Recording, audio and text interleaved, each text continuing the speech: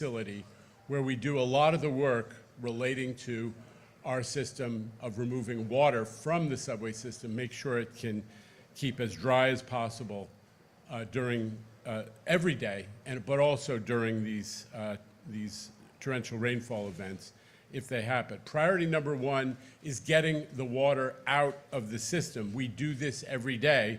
13 million gallons of water are removed every day from the subway system through our pumping infrastructure. The problem is that storms are getting more frequent and more intense. New Yorkers know this, and they're increasingly overwhelming the city of New York's sewer infrastructure, which is to say that we are still pumping a ton of water out of the subway system, but sometimes it has nowhere to go because the city's sewer system is overwhelmed. And that's what creates some of those flooding conditions that you see on social media. But we are working closely with the City of New York, tip of the hat to the new administration and to their DEP. They have been being good partners. They have a long way to go, but they have been good partners so far. Pump rooms, pumping facilities, I should say, like this one at Sand Street, are the front lines of the MTA's defense against water and against torrential rainfall. We have 286 pump rooms throughout the system.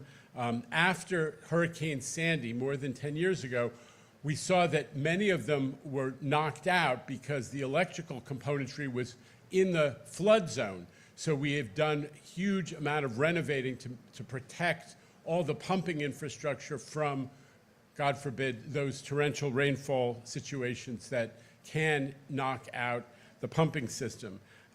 We are actually we are doing full-on renovations of 21 pumping rooms, modernizing them as part of our $68 billion capital program. We're doing that work right now. The 2025 to 2029 MTA capital program includes almost $1 billion for resilience, which is the largest ever investment that we've made in resiliency. It covers not only pumping room upgrades, but also all of those very simple passive mitigations that you see us installing at subway stations around the city.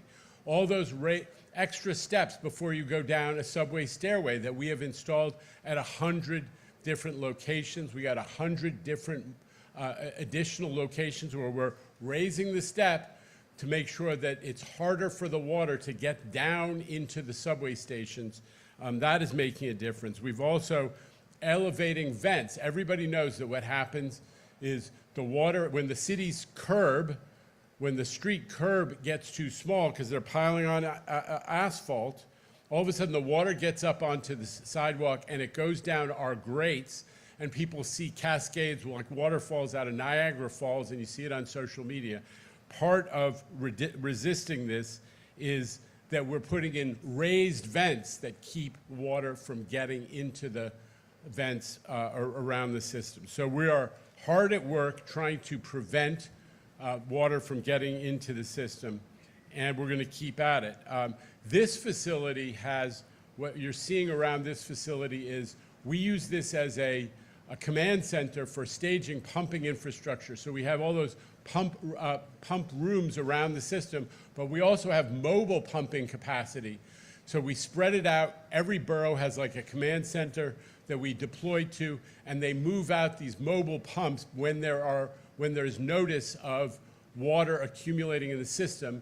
And behind that wall right there, we have a command center where we can see virtually every pump room in the entire New York City subway system on a screen, how much water is being pumped out per minute, the rate of the water removal, which is to see that the system is working. And we put in cameras to actually see the conditions on the tracks next to the pump rooms. So we can see when for whatever reason the pumping infrastructure is falling behind, we can see it and respond with the kind of mobile pumping capacity that we deploy from this very location. But in addition, we do when we're preparing for a big storm like we might have, we do the basic stuff. We clear all the drains at flood-prone locations. Makes a huge difference if all the drains have been looked at before the rain starts. We are checking all of our emergency generators and deploying them throughout the city, because if electricity goes down at a key facility, we want to make sure that we have the ability to respond promptly. We pre-position equipment and staff, both the emergency trucks like the one you see behind us, deployable pumps, debris trains. So when the torrential rainfall is frequently accompanied by high winds and it knocks down a tree and it gets on a track, you have the chainsaws and the trains that move debris ready to go. And we also prepare aggressively to make sure that the MTA facilities don't fill up with water. Without getting into too much detail, that can actually hurt the bus system, which in some cases in low-lying areas, and then the buses, which are the workhorses of bad weather, we all know that, snow and rain especially, we got to make sure that the depots don't get knocked out with water problems. Everybody at the MTA is organized today to evaluate the conditions in real time and to have an organized response. That doesn't mean that there won't be any effects, but I just want the public to know and all of our partners to know how hard this team under Dimitris Critchlo's leadership works to make sure that we prepare for storms to minimize impacts and optimize service. It's not a secret. The recent bad weather in the last 6 or 9 months, every other transit operation up and down the eastern seaboard closed down, threw in the towel, raised the white flag. We always try to keep running. That's our goal, even when the weather hits us hard. So riders should know, with all of this preparation, you got to be attentive to the conditions. We're going to be reporting to customers very aggressively. Thank you, Shanifa and your team. Look at train time, which is for the commuter railroads. Look at the MTA app, which is great, gets super high marks from our users online. Look at social media. We're on all social media, 511, and sign up for the MTA service alert system. We can give you specific alerts customized to what trains and buses you ride. So as always, with a little bit of that background, I want to thank the MTA workforce who's been out there extra time through the weekend and through today to prepare to deal with the condition that we had on Saturday, and also to prepare for what may be coming. Acknowledgements in addition to those I called out earlier. Dom Gallo, where are you, Dom? Not far. Dom is the senior vice president for maintenance of way, who runs all this, the pumping operation, and under him, Armando Crespo, who is the VP for infrastructure. Armando, thank you for what you do, and thank you to everybody who works here at the Sand Street facility for what they do to protect New Yorkers from the consequences of torrential rainfall. So with that, Tim? All right, I think press gathered may have some questions. Let's start with Vanessa Murdoch. CBS 2 is here in person from the weather team, sir, right over there. Thank you for the warm welcome. Curious, in most recent weeks with the multiple occasions of flooding, which stations have flooded, and were the responses sufficient? Well, listen, every time we have a torrential rainfall, we look retrospectively, and we actually did it very hard at what stations had vulnerabilities, because we want to know, one, whether the mitigations, we're doing a lot of work to keep the water out. We want to know if it's working. And two, we want to know if there are new cracks in the system, literal and figurative cracks in the system. So we're always looking at which stations had problems. Number one by far over the weekend was Court Square in Queens. That was actually a capital project that was, in our view, and retrospectively, inadequately prepared for the amount of water. They dug a big trench, the water broke through some of the barriers that were there, and the engineering of those barriers is being reviewed because we're not satisfied. It actually knocked out Court Square for a mess of hours, impacting on the Queens Boulevard line. So that was one that we were really focused on, was not adequately prepared. But most of the system continued to function reasonably well. We had some trees down. That's part of the reality of our system, is we have lines that are adjacent to land areas that still do have a fair amount of trees.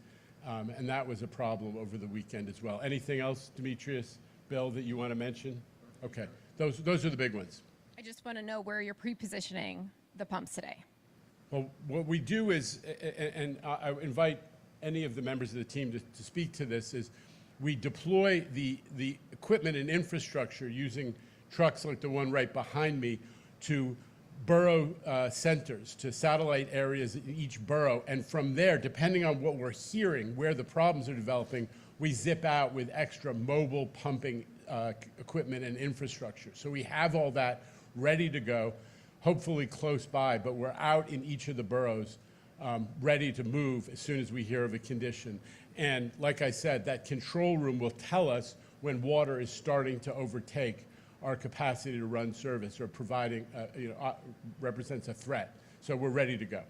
All right, next up is Brian Schlonsky from Channel 7 Eyewitness News, joined today by Newton Jones Burkett III. Either one of you? You have a question? Sure, being that I'm new to the city, anybody else that's out watching that may be here still from out of town, what do they need to know to ride safely this evening? Yeah, all they need to know is you can buy an Omni card, you can use your credit card, you can use your Apple Pay, your Google Pay. Pay your fare, number one. Number two, use the MTA app or any of the other transit navigation apps to know where you're going. We're going to be providing service right through this. And if there's anything that impacts on our service, we're going to be, as I said, providing updated customer information through, in the stations, but also through social media and the MTA app. Keep checking those outlets, MTA app, social media, MTA website, and so on. All right, we welcome Brian. He used to host the Kentucky Derby coverage, sir, on Wave down in Louisville. Great guy. He is here on his first day. All right, let's go to Andrew Siff of WNBC. Andrew. Thank you so much, Tim. And Jay. Can I possibly hear from Demetrius on this? This is my question. Ahead of a storm like this, are you picturing in your mind the inevitable social media that Jano talked about? And when you do see that, like this past weekend or in other storms where you see it cascading down the stairs, I'm just wondering what goes through your mind when you see it, because we know it's the city's lack of capacity, et cetera, but what are you thinking about when you see that imagery? Sure. So the one thing that I have been blessed with is surrounding myself with a really great team of people who are out there. They work tireless hours through the night to make sure that the system not only continues to run, but also when we have challenges like that, they're responding. Getting real data is always the first thing that I'm focused on. There's a lot of things that go out on social media does not reflect the real conditions that happen in our subway system. There's a lot of stuff that just isn't real. So finding out what the real conditions of a location are, real conditions of a station, and then getting resources deployed there.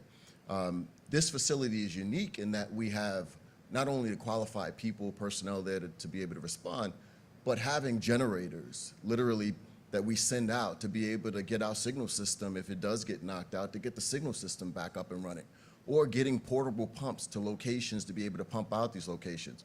So the one thing I always have when I go into any type of storm is I have confidence in this team and what they're able to do to be able to respond. Just a very quick follow-up of what you said about Court Square. I talked to somebody yesterday who said he was on an E train, and the conductor said, everybody's got to get off this train. We're not getting the water. Like, it was a situation where he knew they weren't even going to be able to run for a while. I don't know how long it lasted, but what was your frustration with that situation? Well, the frustration is that, here's the frustration, which is that the team that's doing the construction anticipated that there will need to be a special protection built against torrential rainfall, and it wasn't properly engineered, and it gave way, and a ton of water came in the system in just the way you're describing. And bless that operator, because they know the rules that when the water gets to a certain level, it is not safe. You are putting passengers in harm's way. So the operator who made that decision acted, is well trained, in communication with the rail control center, made the right decision, safety first, and we're glad he did. But we're looking very closely at that project to make sure that and other projects do a better job of planning engineering-wise for torrential rainfall conditions. Can I All right. add something? Please. Go ahead, of course. So I want to add something to sort of humanize it. When you asked about, you know, the viral moments that we see online, what comes to my mind is about what's the impact of our customers? Where are they? You know, are they okay? Are they safe? Are they able to have the information that we provide readily available to move from one station to a next, or even able to sort of evacuate or make those transfers? So that is something, you know, we work in collaboration with everyone. Of course, the infrastructure is very important, but understanding the human capital and the plight of our customers is always top of mind. All right, let's go to Lisa Evers right here from Fox 5, straight down the middle. Lisa. Thank you. Mr. Lieber, in terms of staffing and your workers, have you mobilized additional workers? Are you bringing in extra people? Are people on alert? How does that work when you have something as unpredictable as storms like these? Well, for example, over the weekend, they made a decision on the fly to ask everybody who was on the day tour to stay, work overtime. And that's one of these cases. Everybody talks about overtime as if it's always a bad thing. Sometimes you need folks to stay extra hours to deal with conditions in the system. That's what we did over the weekend, right? You know, our preference is always to prepare in advance. So we spend a ton of worker time on the overnights right before a forecasted storm. We've done that, and we've done it for the reasons that we described, to pre-position equipment, to pre-position people, to make sure that the drains are all clear, and make sure that we're ready to go no matter how bad the storm is. We did that last night and today, and we're going to be ready. All right, here's Evan Simcoe Bednarski, sir, from the New York Daily News. Hey, Jenna. So you guys have made some significant investments. You know, you've bought a bunch of new pump trains. You know, there's been the resiliency plan a couple of years ago. At what point, speaking specifically about subways here, at what point are you at a point of diminishing return vis-a-vis the city sewage system? Like, at what point can you not, you know, you're pumping it out fast enough, but really the restriction is the sewage? Listen, that is those conditions develop, they're not always in the same place, but we do know that there are some areas that are vulnerable, and we're pressing the city to do a little bit more. The 7th Avenue line in Manhattan on the west side between, say, 96th Street and the Village has repeatedly got what we call, you know, it's been supercharged, right? They push the water out successfully, but there's no more capacity in the sewer system, so it backs up right into the subway, and we lose service because the water gets too high. So we are working with the city, a much more, I would say, a much more cooperative partnership than it used to be, to urge them to make long-term investments in increasing the capacity of the whole system, but also to make the short-term investments to upgrade the intake capacity of certain connections between the MTA's pumping system and the city's sewer system, so it doesn't get blocked right there. To ask them to make sure that they're cleaning out the siphons and all the other infrastructure that connects these two systems, and to optimize, you know, to start planning the long-run investments. This is a generational investment, but it needs to be made starting now, because climate change is here, it's real, torrential rainfall is not going away, and we have to make sure that we can handle more than 1.5 inches in an hour without shutting down our mass transit lifeline. All right, AM New York's own Ethan Stark Miller is here. Ethan. Thank you. You know, when we see those videos of the water coming down the stairs or from the ceiling, like, how long is it taking to pump that out of a station and, you know, get that cleared up? Truthfully, the water that comes in that way is not the volume that completely knocks us out. When we're pumping out millions of gallons of water and the city sewer system can't take it and just backs it right up. So, but from a customer standpoint, from an experience standpoint, that's pretty dramatic. When you open, somebody arrives in a station, the doors of the subway open, and there's a cascade of water like Niagara Falls right in front of them. That's a pretty serious experience, and a negative experience, and scary for some people. So we do not want that. We really want the city to start building the curbs up to 7 inches where they're supposed to be, so the water will be channeled to the drains that are right in the street, rather than getting up onto the sidewalk where it gets into the vents and down it goes into the subway system. So that's one area we're really working with the city on. It's important. Let's go to Samantha Liebman over there from New York One, Charter Communications. Sam? Thank you. Can you enlighten us about the situation that Andrew was talking about on Saturday? What exactly happened and where? Talking about Court Square? Yeah, at Court Square, there's a construction project, a C&D construction project that's underway right now. Someone can jump in and remind me exactly what the substance of the project is. It's an ADA project, right? So they'd done some excavation, they'd created a trench, they had a tarp, but it was not engineered, the whole system wasn't engineered to prevent the water from breaking through, and it did, and therefore there were literally thousands and thousands of gallons of water which came right into the station, and it was cascading down. So that was the situation. It knocked out service on the Queens Boulevard line for some hours, and we're back working with the contractor to make sure that that doesn't happen. Because I know 23rd Street, Eli Avenue also has some issues with water. We've Yeah. seen a lot of videos. Are those issues still there at that You station? want to take that? Bill, you- Yeah, so it's the same station. 23rd Street Eli is also Court Square, so that's a station where the excavation was done, the water broke through the barrier, and it overwhelmed the system. All right, let's go to Greg Mucker of Pix 11 News. He's right back there in the mezzanine. Thank you, Mr. Greg. Minton. For either the chairman or the transit president, how effective is raising the step there or the vent, and could that be accelerated, since it sounds like we can't pump our way out of the water problem right now given the city sewer stuff? It's simple. It's like a couple extra inches actually makes a difference when the volume of water starts to get onto. It's not supposed to be on the sidewalk, Greg. You gotta, I hope, make that clear to everybody.